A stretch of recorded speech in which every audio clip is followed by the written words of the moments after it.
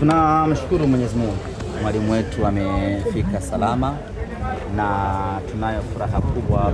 Mwalimu wetu amewasili nchini Tanzania kuja kuanza majukumu yake. Tunao furaha kubwa kumtambulisha Dimitar Pantev kuwa meneja mkuu wa klabu ya Simba Sports Club, ambaye jukumu lake la msingi litakuwa ni kusimamia ustawi wa timu yetu, hasa kwenye eneo la kikosi, eneo la wachezaji, eneo la bench la ufundi na maendeleo ya kiufundi kwa ujumla katika timu yetu ya Simba Sports Club. Maswali yamekuwa ni mengi sana mara baada ya kumtambulisha Pantev na kumtambua kuwa ni meneja mkuu na sio kocha mkuu, kama ambavyo tumezaliwa tukiona makocha wakiitwa makocha. Kimsingi ni kwamba tumefanya mabadiliko kwenye utendaji kazi wetu, kwa maana ya job description sanjari na majukumu yake. Tumemwongezea majukumu mwalimu wetu Pantev kutoka kuwa kocha kwenda kuwa meneja. Kocha ni mchezaji ambaye anadili on the field, yani ambaye anadili na majukumu ya field pekee, kwa maana ya uwanja wa mazoezi na uwanja wa mechi. Sasa tumehama huko kwa Pantev, yeye tumemwongezea majukumu. Anakuwa na jukumu jingine la kusimamia ustawi wa wachezaji, kwa maana ya usajili wao, maslahi yao, na kama haitoshi kutoa mapendekezo na ushauri, nani asajiliwe, nani aondolewe, nani abaki, nani atolewe kwa mkopo. Kila kitu kuhusiana na wachezaji kinakuwa kinapitia kwa meneja Pantev, lakini vile vile kuzungumzia maendeleo ya mchezaji mmoja mmoja na kutoa ushauri, lakini kusimamia technical staff wenzake wote, kwa maana ya kusimamia kit manager, kumsimamia team manager, kumsimamia food manager, kuwasimamia watu wote wa masuala ya kitabibu. Hiyo ndio inakuwa kazi yake yeye. Kwa hiyo tumemwongezea majukumu kutoka kuwa tu kocha na kwenda kufanya majukumu yote ambayo yanahusiana na kikosi.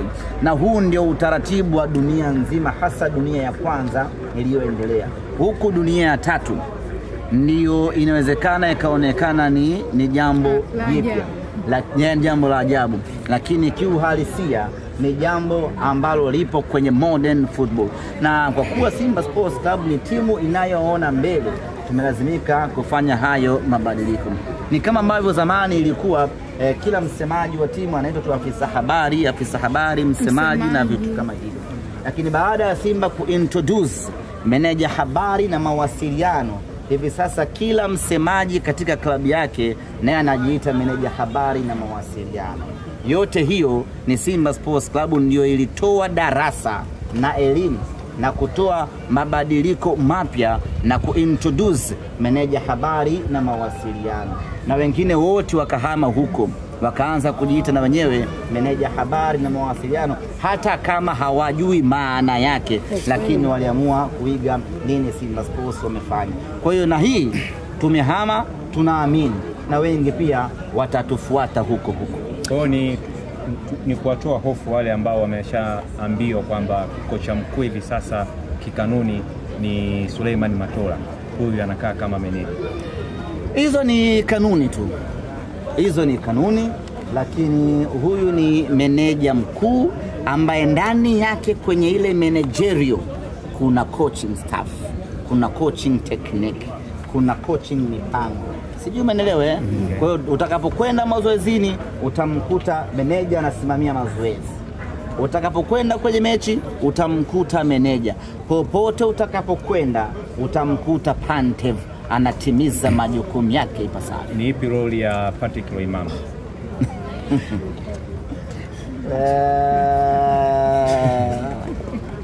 Kuna kit manager. Umeelewa eh? Kwa manager lisuatisha. Okay. Alafu kuna player manager. Kazi yake ni kupanga ratiba, leo tunaingia kambini saa ngapi, natoka saa ngapi, chakula saa ngapi. Alafu kuna food manager.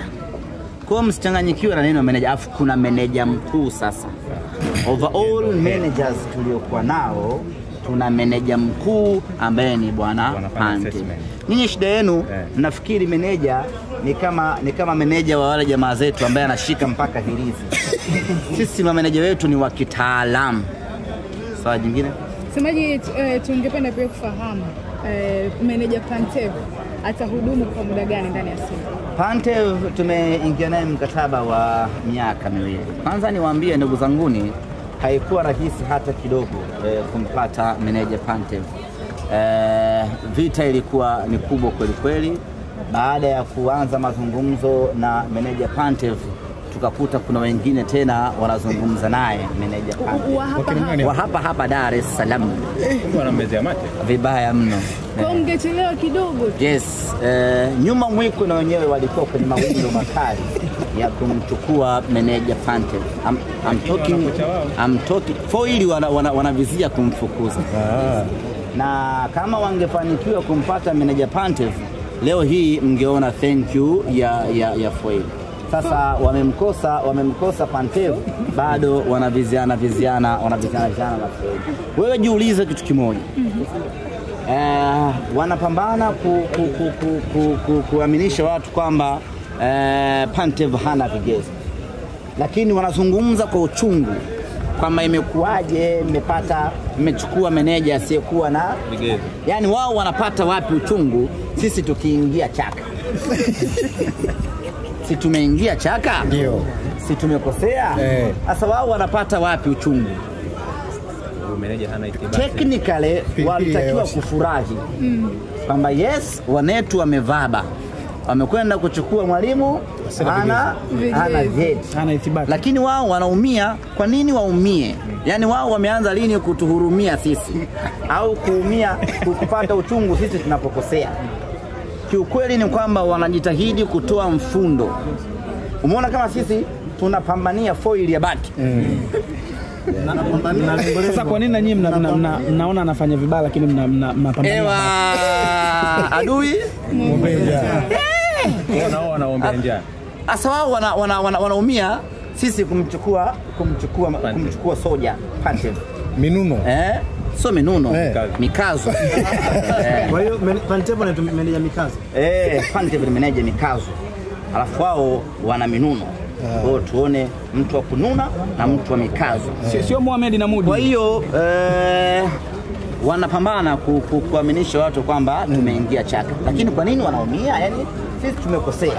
Kwa nini wao wasifurahie makosa?